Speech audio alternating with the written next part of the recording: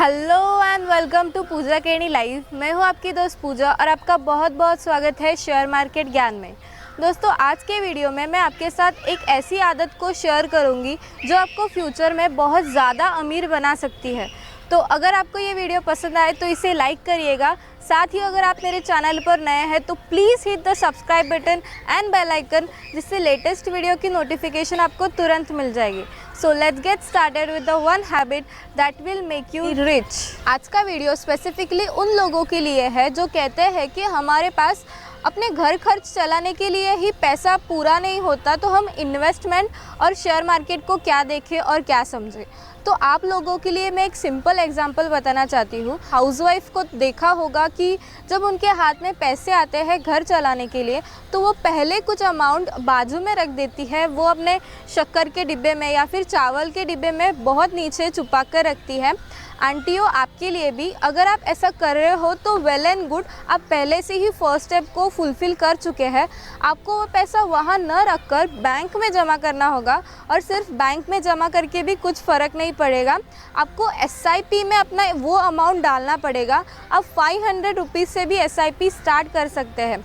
और उन लोगों के लिए जिनको ये पता ही नहीं है कि अमाउंट अपने हाथ में आने के बाद कुछ पैसा पहले ही बाहर निकालना चाहिए, उनके लिए एक ट्रेडिशनल फार्मूला है Y = A + B। Y हमारी इनकम है, A हमारी सेविंग्स है और B हमारी एक्सपेंडिचर्स है। A के नाम पर कुछ नहीं होता है, सारा पैसा B में चला जाता है, जिससे फार्मूला होता है Y = B। लेकिन हम इस ट्रेडिशनल फार्मूले को थोड़ा चेंज करेंगे। Y - A = B। Y हमारी इनकम, A हमारी सेविंग्स और B हमारा एक्सपेंडिचर। जैसे करके हमारे मम्मियों ने हमें ये फार्मूला दिया है, उसे ही हम आगे बढ़ाएंगे और फॉलो करेंगे। जिससे क्या होगा कि आपकी जो एक्सपेंडिचर है उनको एक लिमिटेशन आ जाएगी। आपकी इनकम का कुछ पार्ट सेविंग में पक्का जाएगा A के रूप में, और आपको हमारे पास इतने पैसे नहीं है कि हम सेविंग या इन्वेस्टमेंट कर पाए, वो प्रॉब्लम नहीं आएगी। तो आप ये फार्मूले को फॉलो कर सकते हैं। एक्सपेंडिचर को बैलेंस करने के लिए यानी B को अच्छे से डिवाइड करने के लिए एक फार्मूला देती हूँ 70, 10 और 20 का।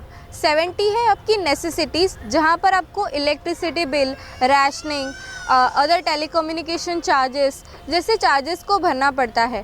10% आप साइड में रखते हो एज ए इमरजेंसी फंड और एज ए लग्जरी फंड। 20% आपकी इन्वेस्टमेंट होगी, सेविंग होगी, जो आप एक अच्छे जगह पर निवेश करेंगे जिससे आपको फ्यूचर में बेनिफिट होगा। 10% अमाउंट को आप तब भी छुएंगे जब आप लग्जरी के लिए इसको यूज़ कर रहे हो या फिर इमरजेंसी फंड के लिए यूज़ कर रहे हो। 10% पैसा बाजू में रखना बहुत इंपॉर्टेंट है, क्योंकि कभी भी कुछ भी हो सकता है। और ये ध्यान में रखिए कि आप वो पैसा ना अपने इन्वेस्टमेंट में इंक्लूड करें, ना अपने घर खर्च में इंक्लूड करें। तो आपको इस तरह से एक्सपेंडिचर को भी अच्छे से बैलेंस करना आ जाएगा। और कोई लोग ऐसे होते हैं कि कहते हैं कि अगर हमने एक महीने में बाहर खाया नहीं या फिर आउटिंग नहीं गए या फिर कुछ नए कपड़े नहीं लिए, कुछ सामान नहीं लिया, तो हमारा महीना गया ऐसे लगता नहीं है। दोस्तों, अच्छे से समझिए कि अगर आप प्रेजेंट में जीना चालू करोगे बहुत ज़्यादा हेविली, आपकी इनकम अपने प्रेजेंट खर्चों को भी फुलफ़िल करने में अगर काम नहीं आ रही है, तो आप फ्यूचर में क्या करोगे। आपको फ्यूचर में अच्छे से एक वेल्थ चाहिए होगी, वो सारे आराम को महसूस करने के लिए। तो अभी के थोड़े लग्जरीज को सैक्रिफाइस कर इन्वेस्टमेंट में ज़्यादा फोकस करिए। दोस्तों, फ्यूचर के लिए अगर आप अपने बच्चों को इन्वेस्टमेंट सोच रहे हो तो वो बिल्कुल ही गलत है, क्योंकि 21st सेंचुरी में ऐसे बहुत कम होता है कि आपके बच्चे आपका बहुत अच्छे से ख्याल रखेंगे आपके बुढ़ापे में। आपके पास बहुत सारे एग्जाम्पल्स हैं, मुझे बताने की ज़रूरत नहीं है। अगर मैं जो कह रही हूँ उसको आपको काउंटर करना है तो फिर मैं आपको बताना चाहती हूँ कि अगर ये सब होता तो आज के ज़माने में भी ओल्ड एज होम की ज़रूरत नहीं होती और सारे माँ बाप अपने बच्चों के पास राजी खुशी अपना बुढ़ापा बिता रहे होते। लेकिन रियलिटी बहुत अलग है। आपको ये अच्छे से समझना होगा कि आपकी इन्वेस्टमेंट आपके काम आएगी। आपकी जो बच्चों के प्रति लगाव है या फिर जो जिम्मेदारियां है वो ज़रूर पूरी करिए, लेकिन अपने बच्चों को आपकी बुढ़ापे की लाठी मत समझिए। दोस्तों, अब तक जो कुछ भी मैंने कहा उसका एक ही कंक्लूजन निकलता है कि इन्वेस्टमेंट के बारे में सीखो और समझो। इन्वेस्टमेंट इस एज में बहुत ज़्यादा इम्पॉर्टेंट है।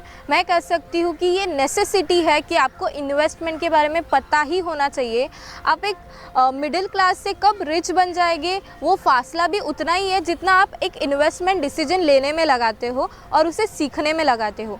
अगर आपको ये फासला बहुत जल्दी पार करना है तो आपको उतना टाइम देना पड़ेगा इन्वेस्टमेंट को समझने के लिए और शेयर मार्केट जैसे ऑप्शंस को सीखने के लिए। क्योंकि अगर हमको एक मनी वेल्थ को मैनिफेस्ट करना है तो उतना टाइम, डेडिकेशन और मोटिवेशन के साथ लगे रहना पड़ता है, तभी वो सब हो सकता है। आई बिलीव कि आपके पास उतना धैर्य है और साथ ही साथ गट्स भी है कि आप इस समंदर में पार होकर अपने किनारे तक पहुंच जाए। Please like this video and comment what you feel about my thoughts in comment section. और अगर आपने मेरे चैनल को सब्सक्राइब नहीं किया है तो please subscribe and hit the bell icon, जिससे जब भी मैं अपलोड करूँ वीडियो आपको तुरंत मिल जाए। Bye bye.